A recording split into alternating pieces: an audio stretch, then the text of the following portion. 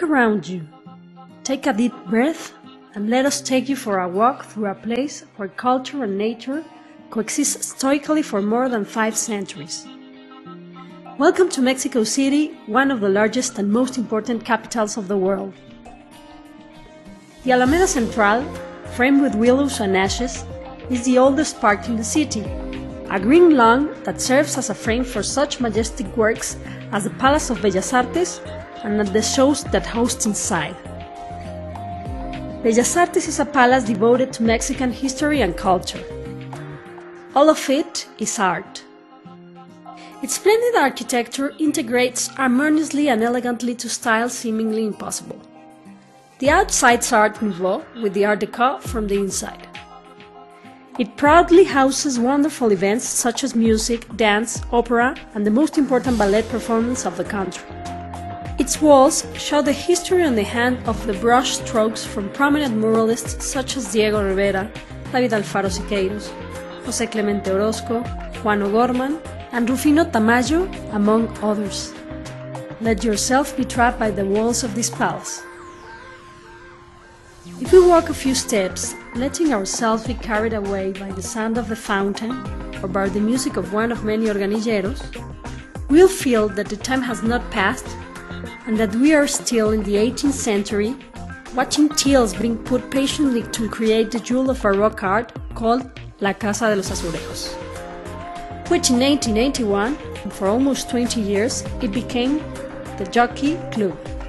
Its courtyard, columns and halls wrap us in an aristocratic and decadent environment, which great artists such as Orozco and Diego Rivera enjoy a typical Mexican dish in this house covered in talavera. If you look up to the sky, you will see the pride of the Mexican engineering, the Latin American Tower. Built in 1956 and surpassing 2 strong earthquakes, this tower, the highest in Latin America, consists of 44 floors and a terrace from which you can enjoy an excellent panoramic view of our beautiful city.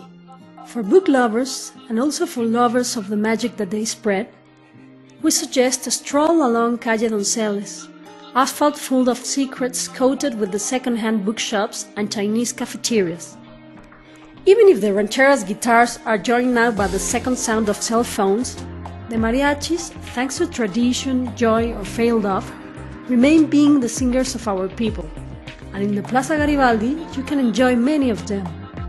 Friends of tequila, abandoned by love and good luck, their hats and costumes tell stories that lead us to the deepest feelings of Mexicans. There is also another option, and it is to go and sit down at the Cantina Tenampa, order pulque, and sing song after song, toasting to old memories. Without having to walk too far, we reach the France Major Museum, a building from the Vice Royalty that has a wonderful cloister that serves as a framework for temporary exhibitions and through which you can access to 3 rooms lively thematic, with a dining room, a cabinet, and a chapel. It also has an interesting collection of silverware, ceramics, furniture, textiles, sculptures, and painting.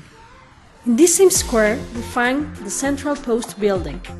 Its interiors covered with gold filigree and mudéjar-style houses.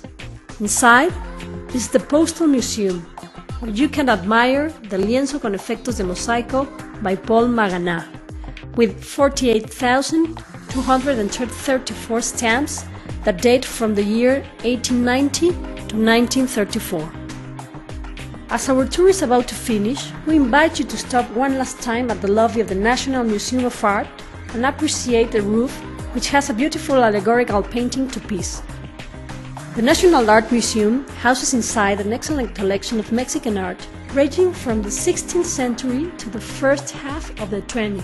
Now, it's time that between murals, shows, mosaics, stamps, hats and guitars, you let yourself discover the magical Mexican dreams that Paseo de la Alameda hides.